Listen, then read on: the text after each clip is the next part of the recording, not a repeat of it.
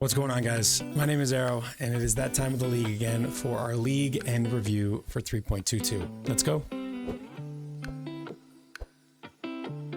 So I ended up playing over 20 builds again this league, but only 16 of them got a video. Some of the builds that didn't get videos were experiments or builds for the events, but ultimately I made 16 full build videos, build guides, whatever you want to call them. Now we're going to go through each and every one of them, and I will give them a rating. Now, please keep in mind, this rating means nothing. It's just for fun. Last league, I had a few people actually a little upset, seemingly, that I rated my builds because they said it was meaningless, but the video is just to have a bit of fun and kind of look back on what we did this league, some of the things that we learned about different skills, skill gems, items, etc., and kind of just get a big picture of how the league went. So in 3.22, we had Trial of the Ancestors League. Trial was a great league that was accompanied by a league mechanic that I really did not enjoy, unfortunately. I got a couple of characters fairly deep. I think my first character went to like 400 or 500 the first couple of days, and then I took my second character over 1,000, and then by the time I started getting my third character, leveling through the long, daunting process of trials, I really just kind of fell out of love with the mechanic. Now, if you loved the mechanic, you were probably playing a cheese build, which was using either Void Sphere or Knockback or Freeze or something that didn't really need to damage enemies, but basically keep them still so you could channel. I found that to be entirely uninteresting, but more power to those who could stick with it because it was very, very profitable. So ultimately, I just ended up making a bunch of builds that had tattoos in them from other people who were doing the league mechanic, and I really, really enjoyed what tattoos brought to the table. Now, we recently found out that tattoos are no longer going to be in the game, at least for now, but all of the non-tattoo related uniques that were in 3.22 are going core, which is pretty exciting. Things like Defiance of Destiny, the Rockiata Sword, so very, very exciting. So I started with Hydrosphere Occultist. This is a build that I've played several times in the past. It's one of my all-time favorite skills, and it is super fun to play. I picked this build before the league started, thinking that it would be good at the league mechanic, which it was until my damage stopped mattering, in which case no builds are going to be very good at the league mechanic unless you build cheese.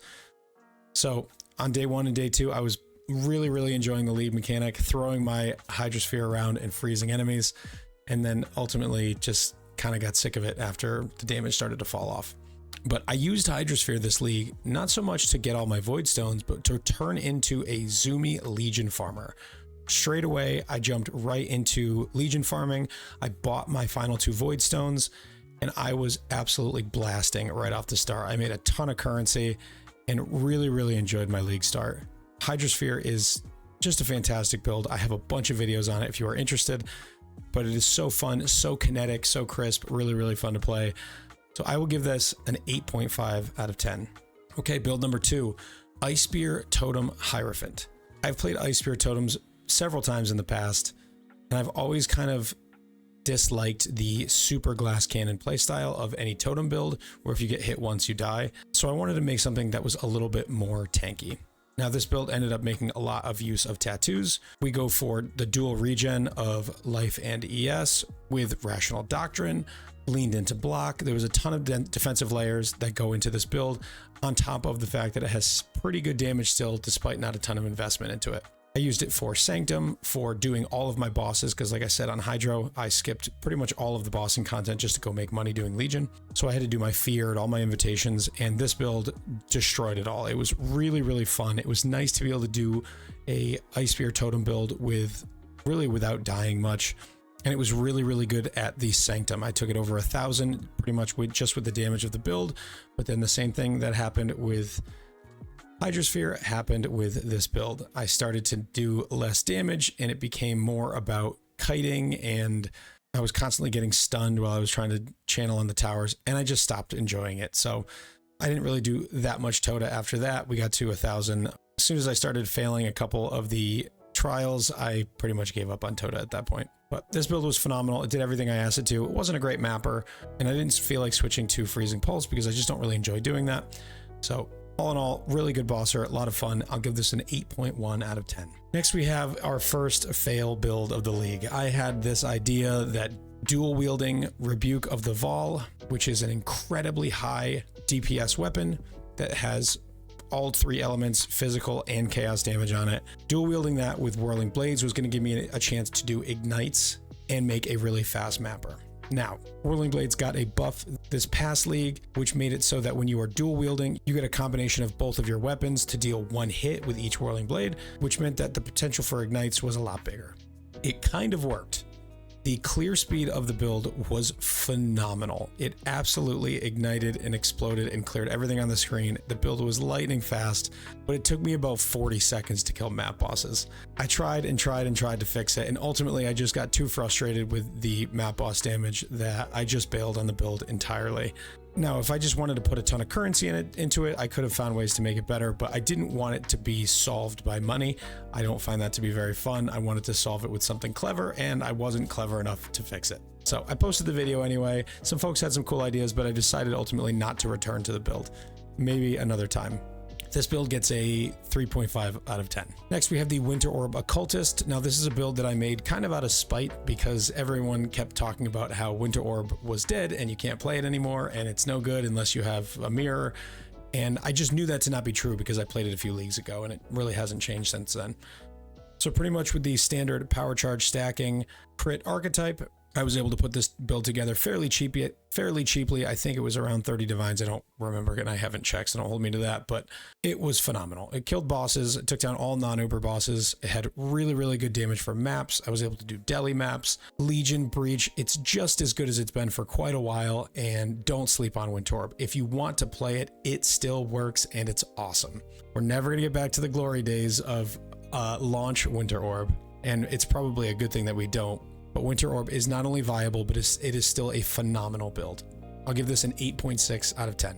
Next, we have the EK Abyss Stacking Raider. Now, this build is one of the most fun builds I've ever played. As a mapper, this build is a true 10. So this started last league. I made an Abyss Stacking EK Raider for the 10 Divine Challenge. It was so much fun that I decided I have to revisit it and put a little bit more currency into it. I think I ultimately spent somewhere between 60 and 100 divines on this build, and it is honestly maybe the best mapper that I've ever played. You theoretically can get more coverage with something like a Tornado Shot build with a couple of mirrors into it, but short of that, this is the best mapper that I have ever played. I didn't even need to use a headhunter on it. It just flew. It killed everything on the screen. It was just super fast and zoomy and really, really fun. The only problem with this build is that it couldn't boss because I did not do the tech with Light Poacher where you keep all your charges. So once you expend your charges, you don't have any. So single target is non-existent unless you do some flash swapping, which requires a few points on the tree and a couple of flash changes. And then it can take down Eater, Exarch, and all that stuff. But it really isn't designed to do that.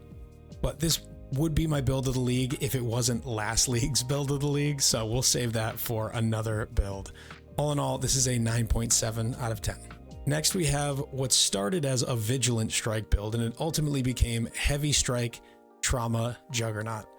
I wanted to play Vigilant Strike and stack a bunch of endurance charges and use Trauma to get a bunch of damage, and then use those endurance charges to lower the incoming damage of Trauma. Now, ultimately, Vigilant Strike is just a bad gem. It's the same gem as Heavy Strike, but Heavy Strike has a little bit less effectiveness, but also 40% built-in double damage. The gems are so similar that they even have the same animation. There's no reason to play Vigilant Strike over Heavy Strike in any scenario. GGG, please do something about this gem just being a worse version of Heavy Strike. If it's going to have such a massive downside, it really should do something else for you. With Fortify being so accessible, the Fortify of Vigilant Strike wasn't even that enticing. So ultimately I switched over to Heavy Strike and really made an awesome build out of it. This is kind of Bone Shatter at home, but might even be better than Bone Shatter. I went Pillar of the Cage God and Strength stacking because Trauma gives you so much flat damage that Pillar of the Cage God with Strength stacking gives you an absolute metric shit ton of increased damage. I think somewhere over 1,000. That led to a build that blasted maps and also was a really, really good bosser. It's the most fun I've had in Melee in 4 years, and I highly recommend it, testing out this Trauma archetype if you are interested in playing some Melee. Because it's strength stacking, it did require a little bit of investment, and with that being said, it was an 8.4 out of 10. My next foray into the new support gems is Locus Mine. I tried Trauma, now it's time to try Locus Mine. This support gem sucks. To be completely honest, it is not good. It makes you aim at yourself. You can't detonate the mines if you're too close to them. There's just so many downsides that you have to deal with to go along with all of the upsides, which there are plenty. It's got a built-in pseudo minefield support. It throws up to 4 mines at a time with the Divergent version. And it also has a really, really good damage multiplier compared to things like Blast Chain or High Impact. So with some goofy interactions from return projectiles and random projectiles from Nimbus, we eliminated the need to aim at our own feet. The result was chaos, quite literally. Shooting projectiles all over the screen and all over every screen around it. It's maybe the best coverage I've ever gotten from a single skill, and truly made a fun mapping experience. Legions were a breeze. You could just stand in the middle and just shoot, and it would just take the entire Legion out. Breaches were really good. I did a lot of those. But ultimately, the single target was so bad that even map bosses take a little while to kill, and that just wasn't that much fun for me. So 10 out of 10 for mapping, but much less than that for bossing. So we're going to give this a 7.2 out of 10. Next, we have the Lightning Trap, Energy Blade, Spell Blade, Battle Mage, Inquisitor. This is episode 3 of me trying all the new support gems, and this time we dive into Spell Blade.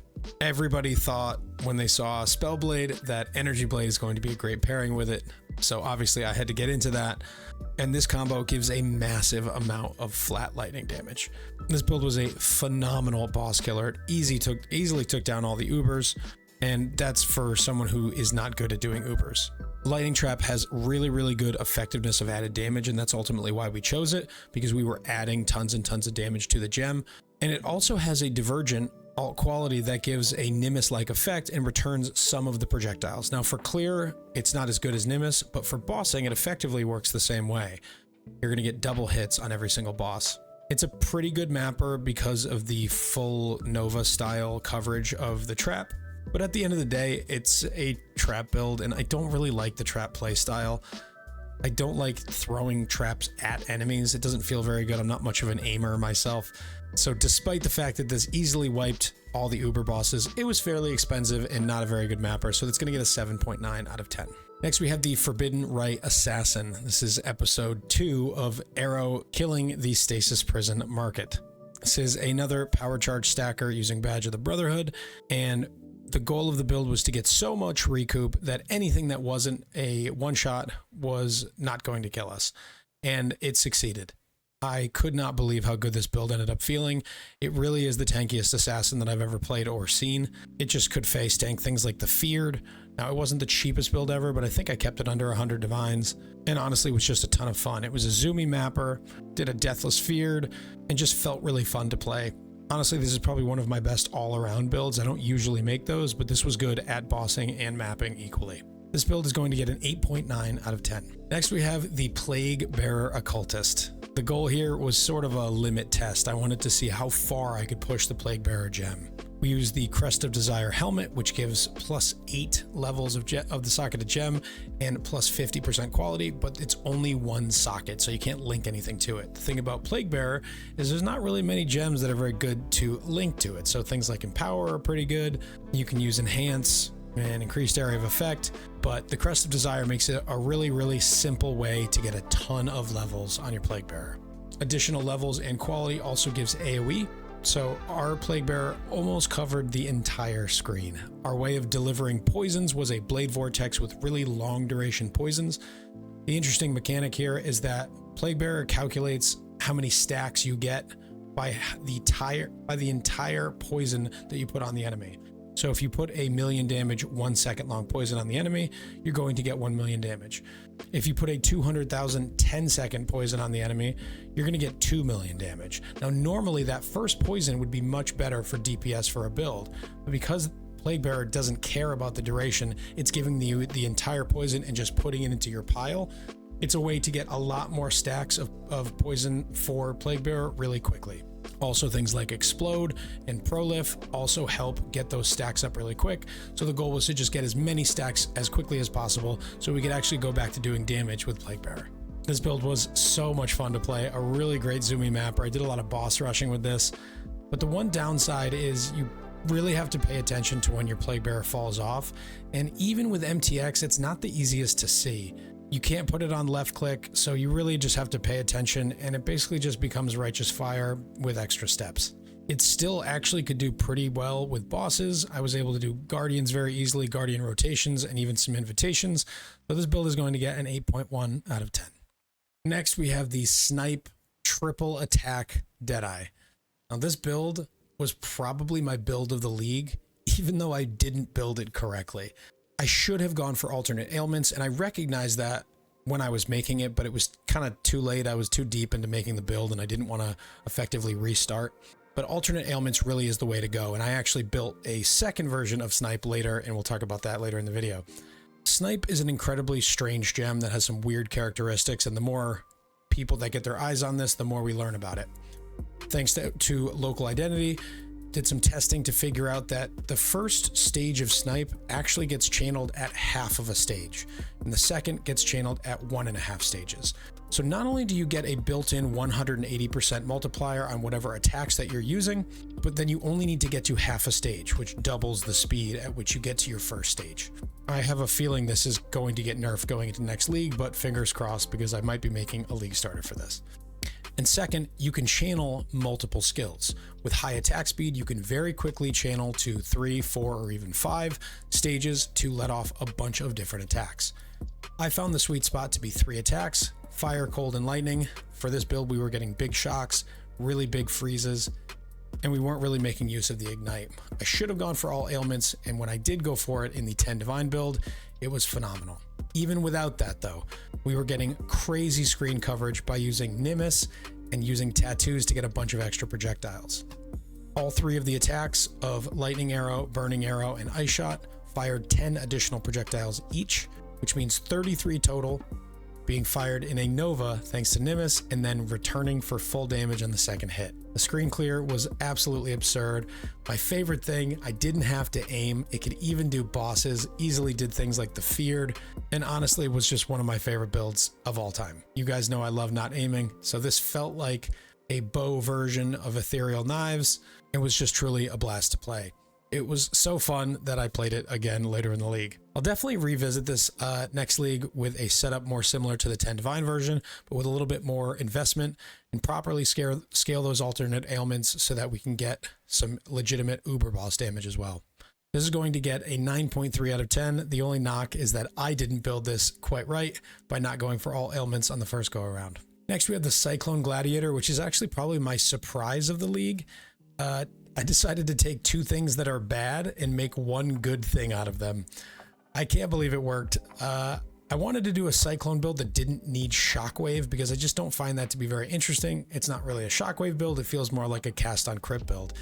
I just wanted to use Cyclone for damage. And with really big AoE scaling from Itziri's Disfavor and Calm's Gloves for speed, as well as Explode from bleeding enemies from the Gladiator Ascendancy node, this build ended up feeling really, really good. Unfortunately, Empyrean bought up all of the Itziri's Disfavor axes and double corrupted them all, so no one could play this build on a budget for the rest of the league. But shout out Empyrean. That was a fun experiment to watch. This build could kill bosses, but it wasn't very good at it. But it was a really fun build to play. It's going to get a 7.9 out of 10. All right, we did 3 10 Divine Challenge builds in this league, and the first one is the Ice Nova Occultist. Basically, the way this works is I spend 10 Divines or less and make a fast, fun mapper. The build does not need to be able to do bosses. If it can, that's a bonus. It's really just about going quick in maps and having a lot of fun. So the first build, the Ice Nova Occultist, this is a build I played it a couple of leagues ago and decided I could probably try to make a 10 Divine version of this.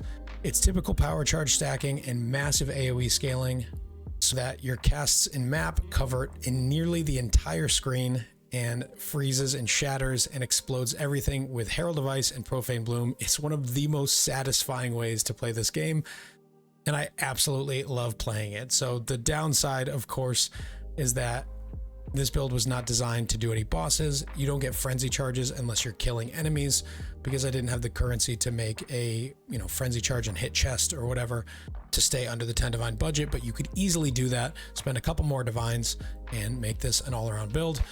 It really is a blast to play. I love self-cast Ice Nova. So this is going to get an 8.2 out of 10.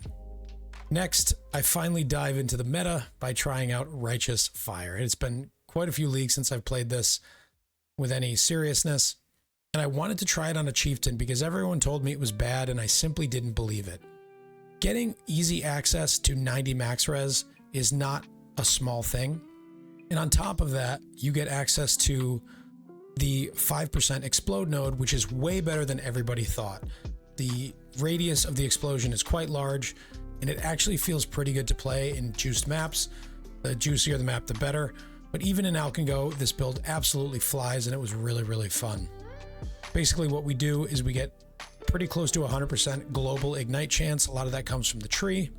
And with that, it makes the explodes from the Chieftain Ascendancy cause proliferating ignites that just take over the entire screen. We ended up getting a massive amount of regen as one of our main sources of defense, and the Totem node on the Chieftain actually turned out to be pretty good. When you combine that with a Vol Rejuvenation Totem and a regular Rejuvenation Totem, you throw those both down on a boss, and my total life recovery per second was over 4,000. It's really hard to beat that, and this build ended up being a great bosser and a great mapper for 10 divines. The single target damage wasn't good, but everything about the build was so good outside of that, that if you just spent a little bit more currency to get that single target up, this would have been my build of the league. This gets a 9.0 out of 10.